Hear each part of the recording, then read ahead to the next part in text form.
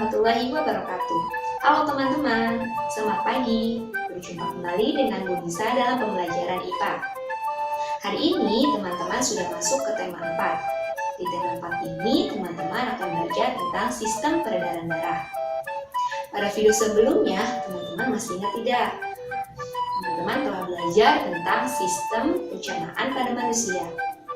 Sistem pencernaan menghasilkan sari-sari makanan yang akan diedarkan ke seluruh tubuh. Nah, organ tubuh kita yang berfungsi untuk mengedarkan darah ke seluruh tubuh yaitu pembuluh darah. Selain itu, darah berfungsi untuk menyalurkan oksigen dan karbon dioksida ke seluruh tubuh. Lalu, bagaimana ya sistem peredaran darah yang terjadi di dalam tubuh kita? Langsung saja yuk teman-teman simak videonya. Sistem peredaran darah manusia, IPA, tema 4. Organ peredaran darah manusia. Yang pertama ada jantung, kedua pembuluh darah, yang ketiga yaitu darah. Organ sistem peredaran darah yang pertama yaitu jantung. Jantung berfungsi untuk memompa darah ke seluruh tubuh. Teman-teman tahu tidak besar jantung kita? Jantung ukuran orang dewasa seukuran kepalan tangan, yang beratnya kurang lebih 300 gram. Nah, teman-teman, perhatikan ya pergerakan jantung berikut ini.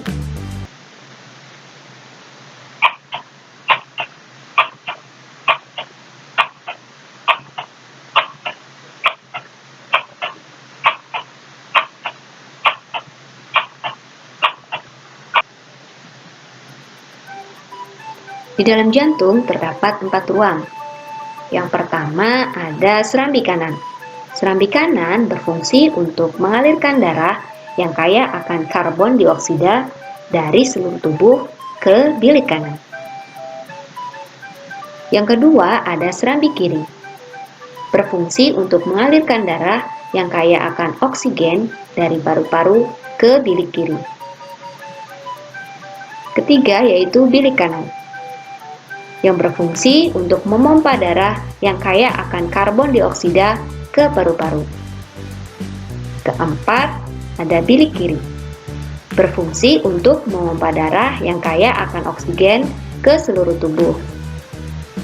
Nah, selain itu, di dalam jantung terdapat katup-katup jantung, yang mana katup jantung ini berfungsi untuk menutup bilik sehingga darah tidak bercampur dengan serambi. Katup-katup jantung ini membuka dan menutup seirama dengan denyutan jantung. Organ peredaran darah yang kedua yaitu pembuluh darah. Darah ketika mengalir dari jantung ke seluruh tubuh atau sebaliknya, darah berada dalam pembuluh darah. Peredaran darah manusia disebut sebagai peredaran darah tertutup karena terjadi di dalam pembuluh darah. Pembuluh darah terdiri dari 3 jenis. Yang pertama ada pembuluh darah nadi atau disebut juga arteri, yaitu pembuluh yang dialiri darah dari jantung ke seluruh tubuh dan paru-paru. Pembuluh nadi terbesar disebut aorta. Pembuluh darah yang kedua yaitu pembuluh darah vena atau balik. Pembuluh darah vena yaitu pembuluh yang dialiri darah dari seluruh tubuh dan paru-paru menuju kembali ke jantung. Selanjutnya yaitu pembuluh darah kapiler, yaitu pembuluh yang dialiri darah dari sel-sel tubuh. Organ peredaran darah yang ketiga yaitu darah. Darah tersusun dari plasma darah dan sel-sel darah. Plasma darah tersusun dari air dan zat-zat yang terlarut. Sel-sel darah terdiri atas sel darah merah atau disebut juga eritrosit, sel darah putih disebut juga leukosit, dan keping darah disebut juga trombosit. Adapun beberapa fungsi darah. Yang pertama, mengedarkan zat makanan ke seluruh tubuh. Kedua, mengangkut oksigen ke seluruh tubuh. yang dilakukan oleh sel darah merah. Ketiga, membasmi kuman yang masuk ke dalam tubuh yang dilakukan oleh sel darah putih. Dan yang terakhir yaitu menutup luka yang dilakukan oleh keping-keping darah. Nah, teman-teman bisa lihat ya pada gambar sebelah kanan. Ini merupakan sel darah merah. Ini leukosit, plasma darah, dan yang terakhir ada keping-keping darah. Selanjutnya yaitu peredaran darah. Berdasarkan alirannya, darah mengalami dua macam peredaran. Yang pertama ada peredaran darah besar. Peredaran darah besar yaitu peredaran darah yang mengalir dari jantung ke seluruh tubuh, lalu kembali lagi ke jantung. Darah yang berasal dari bilik kanan yang mengandung banyak oksigen masuk ke dalam aorta. Nah, kemudian darah disalurkan ke kapiler seluruh tubuh. Yang ini merupakan tubuh bagian tangan dengan kepala.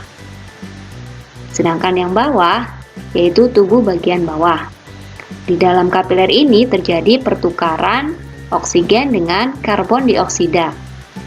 Selanjutnya, darah masuk ke dalam vena atas dan vena bawah, yaitu darah mengandung karbon dioksida.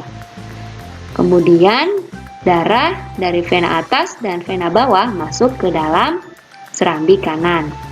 Itu dia penjelasan tentang peredaran darah besar.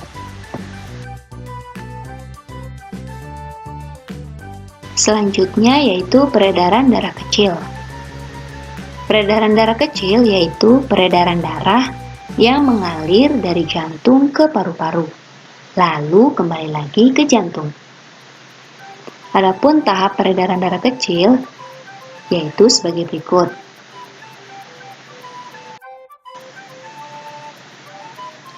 Bilik kanan mengandung darah yang kaya akan karbon dioksida, memompa darah ke paru-paru melewati arteri pulmonaris. Kemudian masuk ke dalam paru-paru. Di dalam paru-paru terjadi proses pertukaran karbon dioksida dengan oksigen.